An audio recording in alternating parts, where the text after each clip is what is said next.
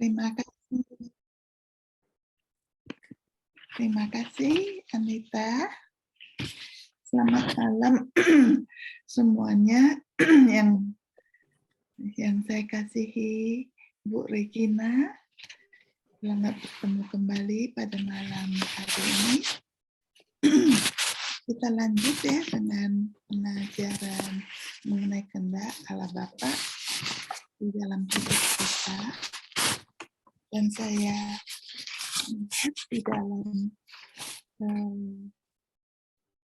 judul hari ini yang dibuat oleh grup LPF itu mengenai kesucian, holiness. Jadi saya coba berikan kehendak Allah Bapa di dalam hidup dalam kehendakku adalah inti dari kesucian dan memberikan pertumbuhan berkesinambungan dalam kasih karunia. Jadi berhubungan dengan hidup dalam kekudusan ya. Jadi ini tulisan diberikan kepada Luisa Picarita dalam perikop tanggal 25 Oktober tahun 1903.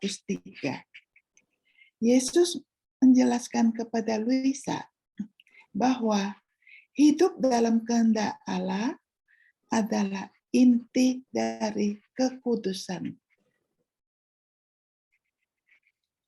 Ini mengarah pada pertumbuhan yang berkelanjutan dalam keadaan kasih karunia sedemikian rupa sehingga orang-orang yang diberkati yang berada di surga menikmatinya.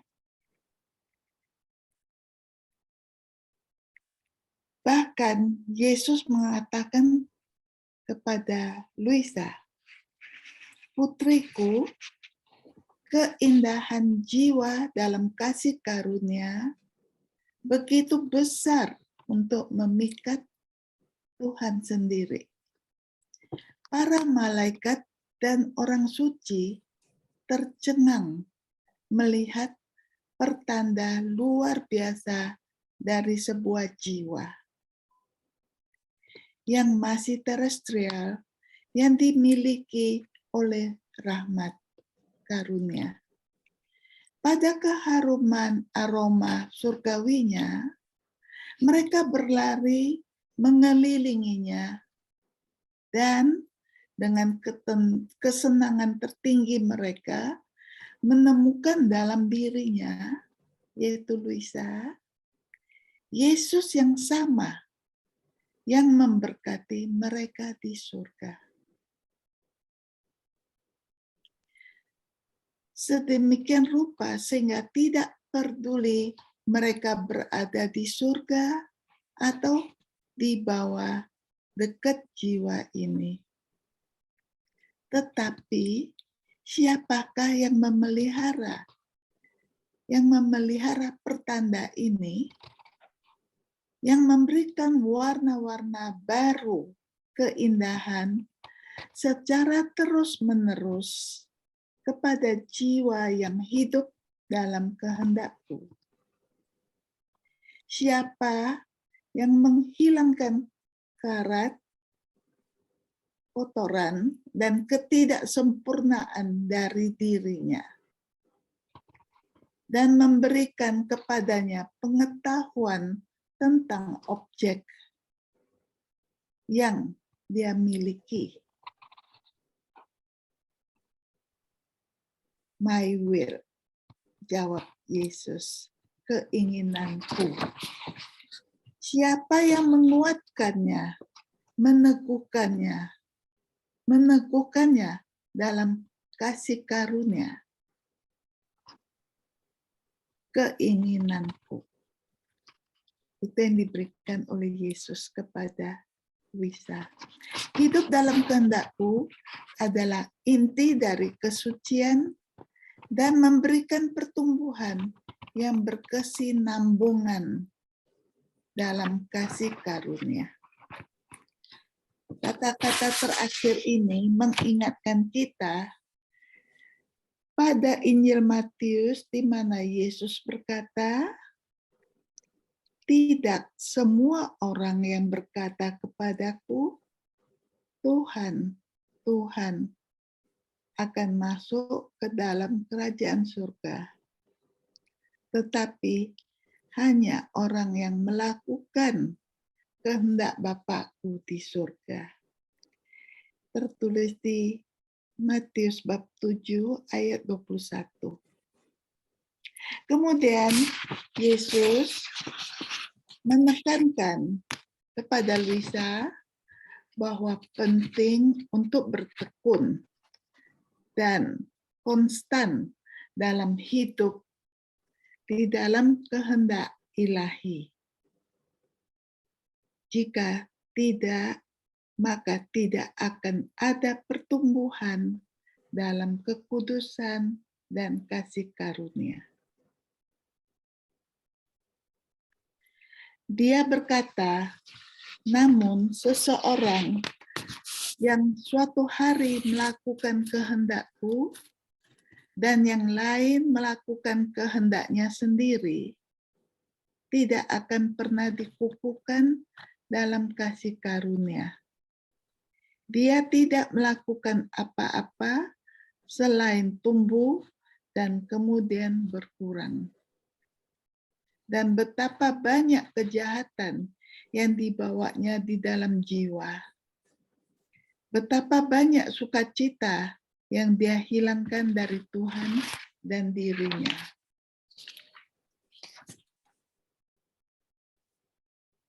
Dia adalah citra orang yang hari ini kaya dan besok miskin. Dia tidak akan dikonfirmasi baik dalam kekayaan atau dalam kemiskinan. Oleh karena itu, orang tidak dapat mengetahui di mana dia akan berakhir.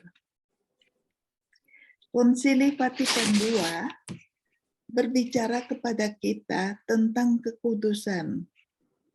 Semua umat beriman Kristus, apapun pangkat dan statusnya, dipanggil untuk mencapai kepenuhan hidup Kristiani dan kesempurnaan cinta kasih.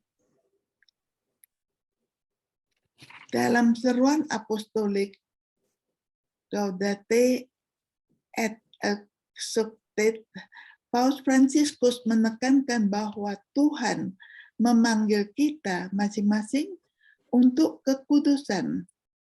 Bahkan dia mengutip kata-kata Alkitab, "Jadilah kudus karena aku kudus." Di Imamat bab 11 ayat 44. Dia menegaskan kembali bahwa kita semua dipanggil untuk menjadi orang kudus. Kita harus hidup dengan kasih dan memberikan kesaksian kita dalam pekerjaan kita sehari-hari. Lebih lanjut, ia berharap rahmat baptisan akan membuat jalan menuju kekudusan yang berbuah, membiarkan segala sesuatu terbuka bagi Tuhan dan tidak akan Roh Kudus. Bapak Suci terus menunjukkan kepada kita bagaimana berjalan di jalan kekudusan dengan mengatakan bahwa untuk menjadi sempurna seperti yang Dia kehendaki, kita perlu hidup dengan rendah hati dan hidup di dalam hadirat-Nya. Kita perlu berjalan dalam persatuan dengan Yesus, mengakui kasih-Nya yang terus-menerus di dalam hidup kita Dengan cara ini, kita akan mengetahui kehendak Tuhan yang sempurna. Ada di Roma bab 12 ayat 1 dan 2. Dan biarkan Dia membentuk kita seperti tukang periuk. Terakhir, Paus Fransiskus mengingatkan kita akan pentingnya sabda bahagia yang disebutkan Yesus dalam Injil. Mereka adalah kartu identitas orang Kristen untuk berjalan di jalan kekudusan dan menjadi orang Kristen yang baik.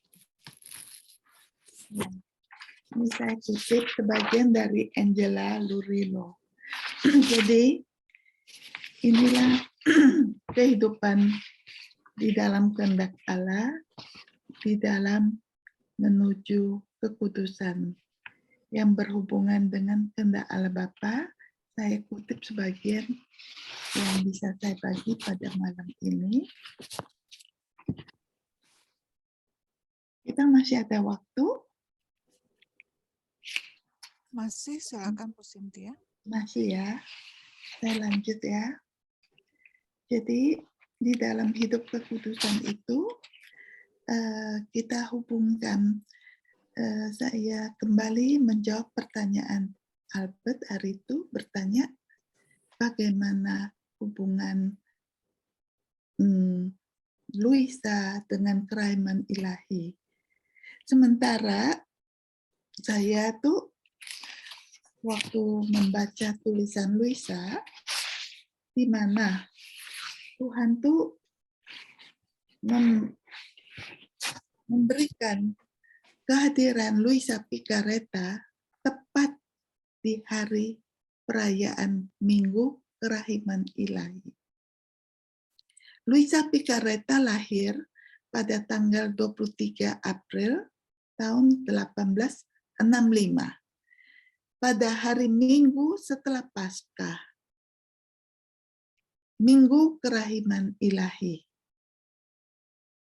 yaitu pada hari pesta Kerahiman Ilahi. Di Corato, Bari, dari pasangan Nicola Vito dan Rosa Tarantino, yang memiliki 5 putri, yaitu Maria, Rachel, Filomena, Luisa, dan Angela. Beberapa jam setelah kelahiran Luisa, ayahnya membungkusnya dengan selimut dan membawanya ke gereja utama untuk dibaptis. Ibunya tidak menderita rasa sakit apapun saat melahirkan Luisa. Kelahirannya tidak menyakitkan. Sementara di dalam Kerahiman Ilahi, buku harian Santa Faustina di nomor 299, Yesus memberikan pesan, saya ingin agar hari Minggu pertama setelah Paskah menjadi pesta kerahiman Allah. Jadi di situ telah terlihat ada kaitannya yang begitu indah sekali. Padahal waktu itu Luisa lahir di Minggu Pesta Kerahiman Ilahi. Yesus belum memberitahukan kepada Suster Faustina saat itu, karena Suster Faustina belum lahir. Suster Faustina lahir di tahun 1905. Sehingga lebih dahulu.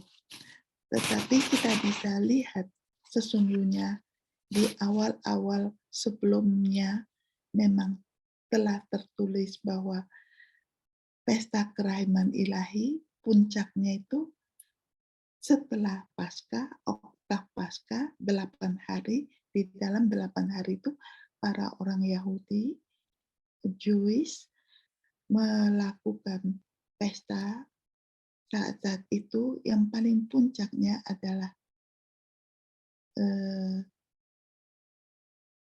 sampai hari ke-8. Itu di tradisi mereka, sehingga di situ diambil Minggu Pesta Kerahiman Ilahi adalah saat setelah Minggu Paskah, disitulah puncaknya. Maka Yesus datang kepada Santa Faustina untuk memberitahukan kepadanya supaya semua kelak gereja-gereja merayakan pesta itu. Dan itu sudah diresmikan di dalam liturgi gereja sebagai Minggu Pesta Kerahiman Ilahi oleh Paus John Paul II, ya, oleh Pope Benediktin saat Pope John Paul II meninggal. Jadi kehendak ilahi yang lanjutnya adalah Luisa setelah menerima peran sebagai korban mengalami kondisi yang paling aneh. Setiap pagi dia mendapati dirinya kaku, tidak bergerak, meringkuk di tempat tidur, dan tidak ada yang bisa menggerakkannya karena beratnya. Seolah-olah dia adalah sepotong besar batu yang berat. Mereka juga tidak bisa meregangkan salah satu anggota tubuhnya untuk mengangkat lengannya atau menggerakkan kepala atau kakinya karena sangat kaku, tidak ada yang bisa meregangkannya. Jadi posisi tubuh itu seperti seonggok batu yang begitu keras sekali. Jadi tubuhnya mengambil kekerasan seperti batu. Tubuhnya mungil, menjadi sangat berat, sehingga tidak ada yang bisa mengangkatnya. Dalam keadaan seperti kematian ini, dalam penderitaan ini, Luisa lumpuh total. Meskipun dia tetap sadar dan menderita rasa sakit yang luar biasa. Seperti yang kita ketahui, untuk itu diperlukan kehadiran seorang imam yang datang dengan memberkati dia dengan tanda salib, dengan ibu jari di punggung tangannya, mendaraskan pada saat yang sama doa Trisagion dari liturgi Bizantium. Tuhan yang kudus, yang maha kudus, yang maha kudus, kasihanilah kami. Ini menghilangkan kekakuannya. Kemudian tubuh Luisa berputar dan berputar dan bergerak. Dan saudara perempuannya dapat mengangkatnya dengan mudah tanpa beban. Menempatkannya di posisi biasa dan satu-satunya duduk di tempat tidur kecilnya. Jadi Luisa selalu mengalami kekakuan dalam tubuhnya, tetapi imam tersebut datang berdoa, dan doa tersebut adalah kaitan dengan kerahiman Allah Bapa. Jadi doa dari Santa Faustina yang diajarkan oleh Yesus langsung ada di diary nomor 476, di mana doa itu berfungsi untuk meredahkan murka Allah Bapa. Sebagaimana kita ketahui, selama 9 hari pada manik-manik rosario untuk doa Korinta dengan cara yang telah kita ketahui, yaitu yang pertama di butiran Bapa kami, kita doakan,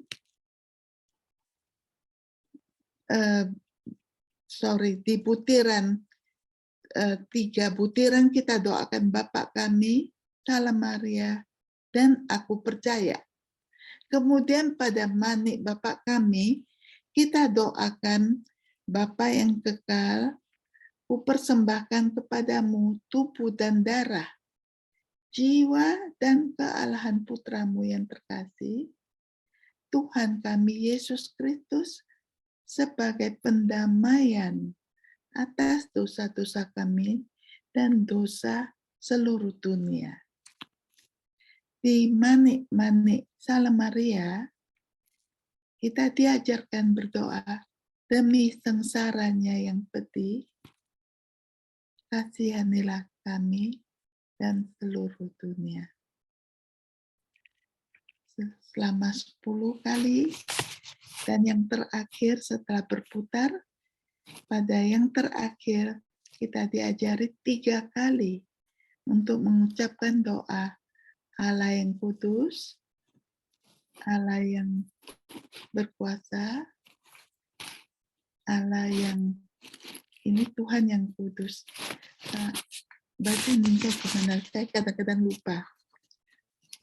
Holy God, Holy Mighty One, Holy Immortal One, have mercy on us and all the whole world.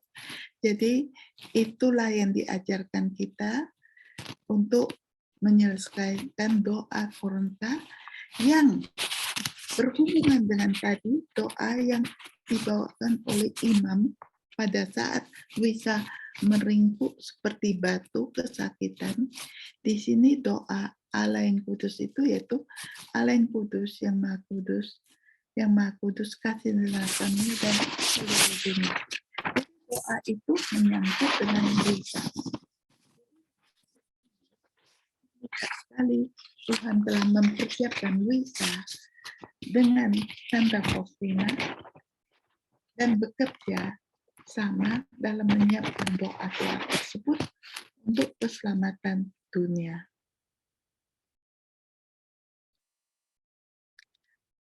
Jadi di sini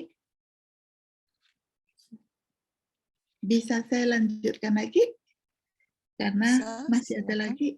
Bisa ya? Bisa, silakan. Lalu Luisa berada di tengah-tengah saat Yesus dan Allah Bapa berbicara tentang kerahiman. Jadi di sini melanjutkan keadaan saya yang biasa, kata Luisa ya, saya mendapati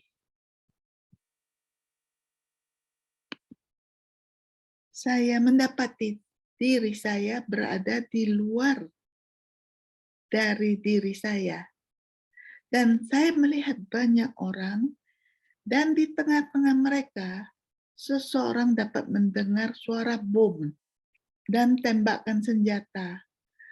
Orang-orang mati atau terluka, dan mereka yang tertinggal akan melarikan diri ke istana atau ke tempat yang di dekat mereka. Tetapi musuh akan ke sana dan membunuh mereka. Lebih pasti daripada itu, mereka yang tetap di luar, yang tidak bisa melarikan diri. Jadi saya berkata pada diri sendiri, alangkah baiknya saya melihat apakah Tuhan ada di tengah-tengah orang ini. Sehingga dapat berkata kepadanya, kasihanilah orang-orang miskin ini. Jadi saya berkeliling dan saya melihat dia, Yesus, sebagai seorang anak kecil, tapi sedikit demi sedikit dia terus bertumbuh sampai dia mencapai usia yang sempurna. Saya mendekati dia dan saya berkata, Tuhan yang ramah, tidakkah engkau melihat tragedi yang sedang terjadi, engkau tidak ingin menggunakan belas kasihan lagi? Apakah engkau mungkin ingin menjaga atribut ini sebagai tidak berguna yang selalu memuliakan keilahianmu yang berinkarnasi dengan begitu banyak kehormatan, membentuk mahkota khusus di kepala agungmu dan menghiasi dengan mahkota kedua yang sangat diinginkan dicintai olehmu, yaitu jiwa-jiwa. Sekarang, ketika saya mengatakan ini, Yesus memberitahu saya, cukup, cukup. Jangan melangkah lebih jauh. Engkau ingin berbicara tentang rahmat kerahiman ilahi dan bagaimana dengan keadilan. Apa yang akan kita lakukan dengan itu? Saya telah memberitahu Anda dan saya ulangi kepadamu, keadilan perlu mengikuti jalannya. Itu kata Yesus ya. Jadi, saya menjawab, tidak ada obatnya. Luisa menjawab ya, tidak ada obatnya. Mengapa kemudian meninggalkan saya di bumi ini ketika saya tidak bisa lagi menenangkanmu dan menderita di tempat tetangga saya ini? Karena memang demikian, lebih baik jika engkau membiarkan aku mati.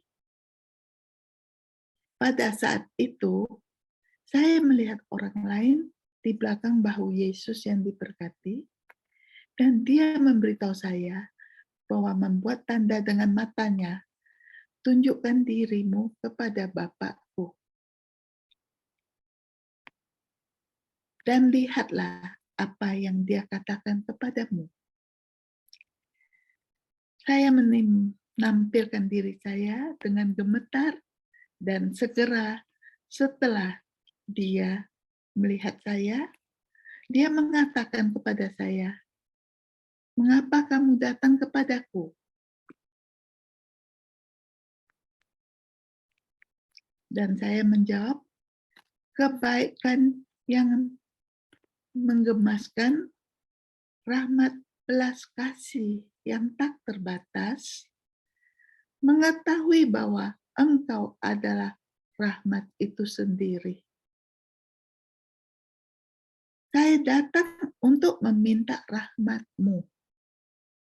Rahmat atas gambar-Mu, rahmat atas karya-karya yang Engkau ciptakan, rahmat tidak lain untuk makhluk-Mu sendiri. Dan dia berkata kepadaku, jadilah rahmat yang kamu inginkan. Tetapi jika Anda menginginkan rahmat sejati, setelah keadilan mencurahkan hakikatnya, itu akan menghasilkan buah rahmat yang berlimpah. Jadi yang dibicarakan oleh Luisa langsung kepada Bapak memohon rahmat kerahiman ilahi. Di sini yang tertulis untuk Santa Faustina, sebagai jawaban atas permintaan belas kasih, rahmat belas kasih yang diminta oleh Luisa, Suster Maria Faustina dari Sakramen Maha Kudus lahir tahun berikutnya, yaitu 2 Agustus tahun 1905. Begitu indah ya. Kejadiannya di tahun 1904, 16 April, dan setelah berbicara saat itu Yesus dan Allah Bapa berbicara tentang kerahiman. Muncul Luisa. Luisa memohon rahmat belas kasih dari Bapa di surga, dan Santa Faustina lahir di 2 Agustus tahun 1905. Jadi, ini kita bisa lanjut lagi pada hari-hari berikutnya. Saya kira saya kasihkan poin-poin yang ini dulu, di mana connect kerahiman Allah Bapa dengan kehendak Allah Bapa. Saya kira waktunya sudah cukup ya. Sudah cukup, siapa? Anita? Saya boleh akhiri saat ini? Baik. Jangan Terima terlalu kasih. banyak, nanti pusing semuanya. Oke, kita lanjut di hari lainnya. Terima kasih.